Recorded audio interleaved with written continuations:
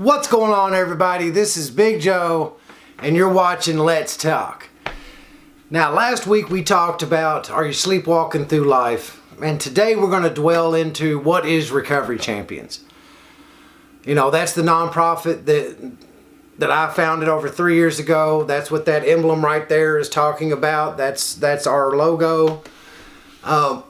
It's that nonprofit that's allowed me to be able to help a whole lot of people. Now, my story and why did I decide to start Recovery Champions. You know, guys, when I was born into an MC.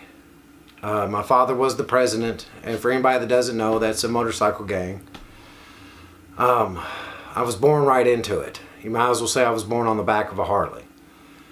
And my life started out real rough. I'd seen every level of depravity. Actually, when I was less than a year old, we had a rival biker gang come in and try to blow up the clubhouse while I was in it. They literally, some guy crawled in the dark of night and stuck dynamite underneath the clubhouse's front porch, and they blew it up, but it didn't blow up the entire house, and that's a good thing, or I wouldn't be here talking to you. My mother ended up leaving my father when I was about 6, and in her infinite wisdom, she married one of the largest cocaine dealers in central Kentucky at the time. And as you can imagine, he was not a very nice guy. I'd seen my mother beaten, strangled. There was one episode I remember very vividly to this day, where my mother actually shot him in the head with a 9mm hollow point, and he lived. What had happened is it was at such an angle. He was so much taller than my mother. You know, she was literally, I mean, it was a huge height difference. It was at such an angle that the bullet traveled from here, traveled from between the scalp and the skull, and traveled and ended up in his shoulder. I was actually there when the doctor pulled it out of his shoulder, and he told my stepfather, you know, look, you've been left on this planet for a reason. You need to get busy figuring out what that is. I started drinking at the age of 8. I idolized my father. I loved my father. And so I wanted to drink what he drank. And he drank a very cheap rock gut bourbon. He drank about a gallon of it a day. And I absolutely hated the taste of it.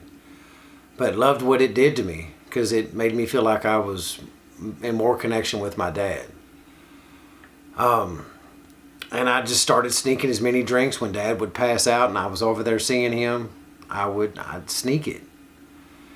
And I'd drink as much of it as I could. I was replacing it with tea in his, you know, because we're here in Kentucky, so we had sweet tea. And I'd try to level it out so he wouldn't know that I was taking some of it. And this was 8, 9 years old, guys. I'm serious. Now, we'll go forward a little bit. By the time I was 12, my stepfather had already introduced me to marijuana and cocaine. You know, when I was that age, you know, he's like, here, take this and rub it on your gums. And he thought it was hilarious. He would give me little bitty half roaches and stuff like that to go smoke. I introduced it to my friends at the time. Now, what really sent me down the path of the downward spiral of addiction that happens to us all is when I turned 16, my stepfather had this great, wondrous idea that, you know, they can't put me in jail at 16 like they can an adult. So he said, I'm going to tell you what, Joe. I'm going to send you up north. You come back with a car. Don't stop, don't look in it, don't nothing. I'm going to give you $5,000 and a quarter ounce of cocaine every Friday when you get out of school. I was like, deal. Let's do that. So instantly, I'm 16, just got my license, and you're telling me I'm going to get $5,000 and a quarter ounce of cocaine. So I automatically had money, drugs, and women. The trifecta of being 16. You know, thought I had arrived. Thought I was in the promised land. And it just was the best thing ever, I thought. Now, by the time I was 16, my mother had divorced my stepdad 3 times and married him 3 times in prison.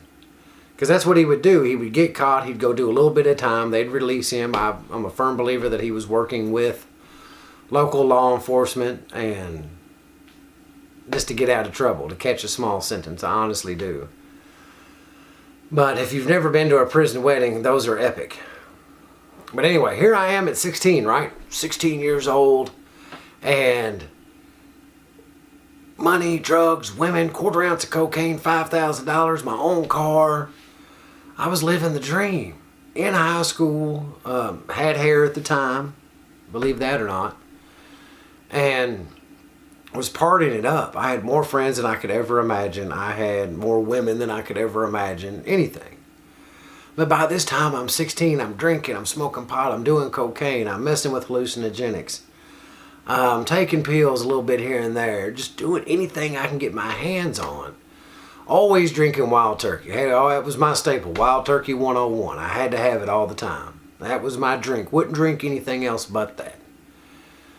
So when I was in my senior year of high school, I ended up meeting this lady.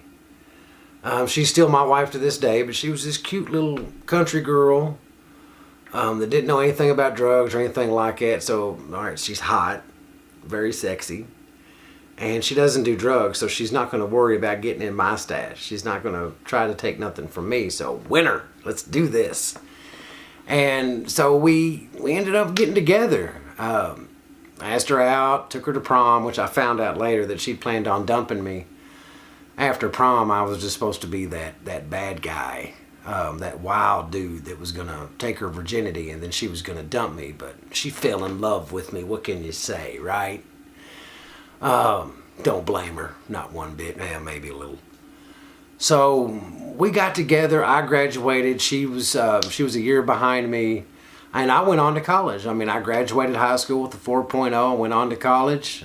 She followed me to the exact same college a year after that. I ended up graduating college. This whole time, I was the dude that was selling the weed and everything else to my classmates in college. Me and her moved in together. And, I mean, the world went on. I mean, we had our own place. We didn't have any kids. It was a party every night. Had plenty of money. We were doing great. Then once she got out of college, we decided to buy our own house. I had the money to do it. It was no big deal. We bought our own home. I mean, I was living the dream. But my addiction kept on growing and growing and growing. And then we'll fast forward to 2009. In 2009, the economy took a downturn. For a lot of y'all probably remember that. I was a master electrician at the time, working at Lexmark and IBM here in Lexington, Kentucky. Well, one fateful day in 2009, I got my pink slip and my paycheck all in the same envelope. They let, 80% of us go. And I was like, well, I'll just go back to what I know. I'll go back to selling drugs. And at this time, that's when the 30s, anybody that knows this, the Percocet 30s were booming, and you could just drive down to Florida and get as many as you want with fake MRIs and everything else, and just come right back to Kentucky and make a mint. So what did I do? I started taking van loads of people down there, taking half their prescriptions, getting my own. I kept my own for myself. That was for me to use, and taking half of everybody else's and just selling them. Was making great money. But as time goes on, they shut all that down, so I didn't know what to do. I didn't have a clue. And we started losing everything. I couldn't find work nowhere. I was a bouncer. I was a repo guy. I did all these things and just didn't know what to do. And we lost the house. We lost the cars. And by this time, I had a son. And I couldn't even be sober at my own son's birth. Here my wife was in labor, and I was sneaking out to the parking garage as much as I could, and smoking a joint, doing some pills. At this time, that's when I found my true love, which was opiates, prescription painkillers. That was my love. That was what finally was my downfall. So we started bouncing around to families' houses. We'd go live at her parents. We'd go live at my mom's. We'd go do all this. And as we all know, I lost everything. no money, no job, nowhere to live except for places that would let us live there. Couldn't contribute anything besides food stamps. And one fateful day, I would get small little arrests here and there, and they would catch and release me, catch and release. And then one day they arrested me. I got 6 felonies in one arrest. They literally hit me with 6 felonies. I went to jail. My wife told me she didn't want to have anything else to do with me. I was literally at my lowest of the low. I didn't have anything except my breath. I didn't have freedom, didn't have a wife, didn't have nothing. And I was looking at 20 years. 20 years is what they were trying to give me. Now, I couldn't even stop fighting when I was in jail. I was still trying to win this so-called battle. I didn't just have a drug and alcohol problem. I had a these problem, like to fight. And, I ended up having to get stuck into isolation. And I wasn't allowed out of my cell an hour a day. I was in isolation 23 hours a day, period. Got out to shower and watch a little TV. That was it. So one day they came to my cell and they asked me, Turner, would you like to go to church? I was like, well, you bet I do. I get to get out of this cell. And I went there, and it was actually an AA meeting. I got my first big book. Met this guy that had my same, we were just alike. He was from the streets. He had a drug and alcohol problem. He had a hands problem, and he was just a cool old dude. And he started pulling stuff out of me, and I was pulling it out of him. It was like it was meant to be. Then, and it was like the next day, my wife wrote me a letter. Me and her started connecting. I started seeing stuff coming back to me, but I was still plotting on how to get out all these charges and go get high. Now, it wasn't 2 weeks after I went to that first meeting that this lady showed up at the jail, and she said, Mr. Turner, you're a perfect candidate for drug court. And I'd heard all the jailhouse talk saying that drug court was a beast. It's set up for failure. You can't win. You're not going to be able to do nothing. You're just going to end up back in jail with more time. But she said, and me and her sit down and talk. She said, well, if you accept and we vote and you can get in, you get to get out of jail. You don't have to go to prison. So I was like, winner. Let's do it. I get to get out of jail. So I went to court, went in front of the judge. They told me that I was going to have to sign for my time. And that made me kind of scary, as I had to sign for 20. But once we got up there in front of the judge and the prosecuting attorney, which did not like me, and this was the guy that was not budging off 20 years, once he heard that they were trying to give me a drug court, he got jumping mad. Literally, he was physically jumping up and down, going, no, absolutely not. No, no, no. So the judge looked at me and said, Mr. Turner, I'm going to give you one shot. I'm going to give you one inkling of a chance to make it. And what that is, he says, you're going to go and do 90 more days in county. Then you're going to go do 90 days treatment. Then you're going to do drug court, which is 18 months. And that's if you don't mess up. And then you're going to do 5 years paper. You mess any of that up, you do one thing wrong to get kicked out of any of that, you're going to prison and you're going to serve your 20 years from day zero. None of your street time's going to count. Now that's a hefty load to give somebody and a pretty hard road to tow. But I heard I get to get out. I was like, deal. Had my little shackled hands and I wrote, I'll sign for that. I get to get out. 90 days and I get to go home. So I went back to jail and pulled my 90 days. I pretty much slept it away. Got to come home for a little bit. Now, here's the funny story though. I talked the judge into giving me a furlough. I'd signed for my time. I was doing my 90 days. I was like, Judge, Your Honor, I wrote him a letter. I said, Your Honor, my wife's got to move, and I'm the only guy she's got to help her move, so can you give me a 24-hour furlough so I can go help my wife move, and I'll come right back. Now, I'd planned on coming back to the jail because I wasn't going to mess up this sweet little deal that I got. But, I had lined it up with all the guys in jail to keister stuff in and bring in tobacco and drugs and everything else. And when I went home, when I was waiting for my wife to come pick me up, I had it all in my mind that I was going to go get trashed. I was going to go get as high as I could possibly get. So I come home, I get to see my son, get to hold my son, and see my wife. I hadn't been with my wife in quite some time, so I got to spend some time with her when my son went out and went and played. And guys, I walked out that door. Now this was a project. This was, anybody knows government housing, there was paper thin walls. I should have heard a revival getting started out back. And I didn't hear this. I walk out the door and there's a full-fledged revival going on out back. I should have heard people getting set up. I should have heard music. I should have heard people playing, everything. Didn't hear any of this. I turned right around. I walked in back in that apartment. I hit my knees and I told my wife what I was getting ready to go do. And I haven't looked back.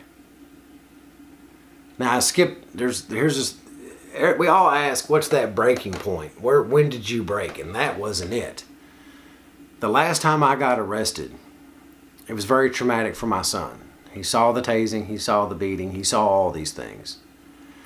And it took six cops that arrested me, tased me, beat me, hogtied me, and thrown me in a cruiser. And put my son in therapy. So while I was still locked up, he couldn't come see me for the first 6 months. But one day my wife sent me a letter saying the next visiting day, your son's going to come see you. So I was super excited. I was so excited. So he came and we seen each other through the glass. And of course there was tears from this guy. There was tears from my son. But the what broke me, what made me start to change was my son wanted a hug. He said, Daddy, can I give you a hug? I was like, son, they're not going to let you hug me. I'm in jail. You can't touch me. My son commenced to crying, kicking, and screaming. Just because he wanted to give a wretch like me a hug. That showed me that I had done to him what I had swore I would never do. I swore I would never put my son through what I had to go through growing up. And I had done exactly that. So, we're going to jump back to the furlough.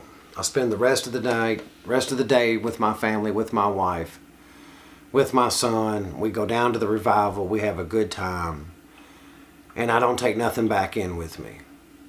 All these guys are waiting on tobacco and drugs and everything else like that. I didn't take anything back in with me. Told them I ain't doing it, guys. And I went on to treatment, did my 90 days in treatment, came back to drug court, walked it, guys. No failed drug tests, no dirties, no nothing. I walked it. I was done. I wanted no more. And came home. Now, I was graduating drug court. Got scared for the first time in my life. And I didn't know what to do. So I had to ask God. By this time I've been real big into AA.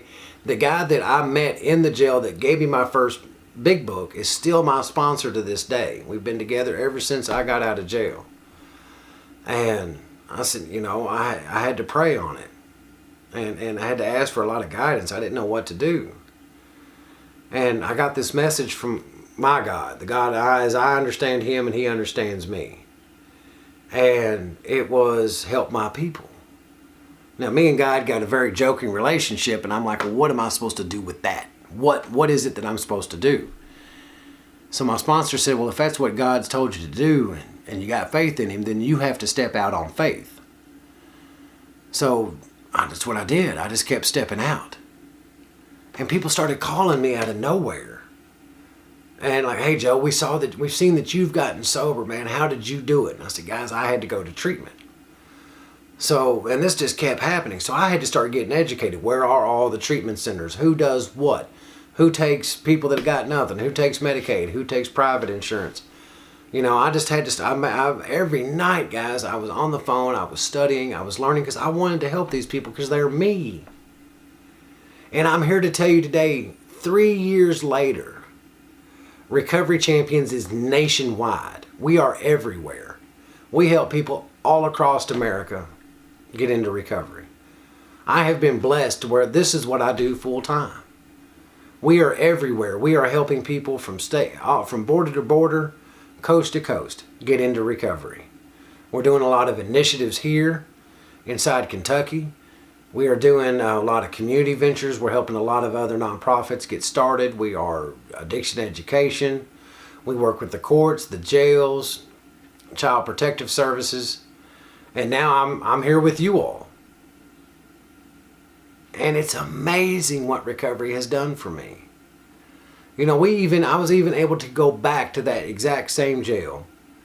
And we've started up a treatment program. It's called Open to Change. It's dealing with how people think. It's absolutely amazing what is going on. You know, at this point, we have 16 men, 16 women going through a substance abuse class on how to change how they think, their cognitive thinking. It's an evidence-based program, and it's working. We're helping people that would potentially catch felonies, go through a diversionary program, get out, go to sober living. It's amazing what's happening right now. And it's still hard for me to fathom it all. You know, through Recovery Champions Scholarship Foundation, we're helping people every day get into sober living. You know, somebody needs sober living, they call us, they shoot me an invoice from that sober living. I send it over to my board. If they vote yes, then we pay for their entry fee. If they're coming out of incarceration and they need help finding a job, we help them do that. If they need help finding housing, we help them do that. If you're coming back home from treatment and you need help with food, clothing, we'll do everything we can to help you. That's what Recovery Champions is all about, and that's how I'm helping people today. That's how Recovery Champions is helping people today. That's what my mission has become. I went from being a dope dealer to a hope dealer. I have made it my mission to help every single person that we can that's struggling with addiction. There's so many of us out there right now, and I'm tired of the stigma. I'm tired of the court systems locking us up. I'm tired of families being forgotten. I'm tired of my brothers and sisters being forgotten. So we're out here actually fighting for every single one of you. There is no one in America that has not been touched by addiction. No one. We all know somebody, have experienced it personally, or we've got a family member that's killing the rest of the family through their addiction. There's no one that goes untouched. And I'm here to tell you today that I'm going to keep fighting. I'm not going to stop. Recovery Champions is strong, and I'm going to take all this, everything that I've learned growing up in an MC, a drug dealer as a stepdad, a mother as an alcoholic, looking at a 20-year prison sentence. I'm taking all these things and using it for good. I'm not going to let my past define me, but I had to get down to what was my pain. And once I addressed my inner pain, I was able to take that and help others with theirs. That's what this is all about. That's what Recovery Champions is about. That's my story. That's an insight into Big Joe, what I've been through, how I found recovery. Today I sit in front of every single one of you with over 5 years clean and sober. So we do recover, we can recover, and you can too if you want to put in the work. All you got to do is give me a call. All you got to do is send me a message on this YouTube or on the Fighting Addiction Network. That's all you got to do. You can go to recoverychampions.org. Shoot me an email. My phone number's there. You can find us on Facebook, Recovery Champions. You can find me on Instagram. You can find me on Twitter. You can find me on LinkedIn. I am everywhere because this epidemic has touched everyone and every single person in every corner of the earth. And it's time for us to come together, unite, and say, not today. Not today, no more, and it can stop. It can. Believe that.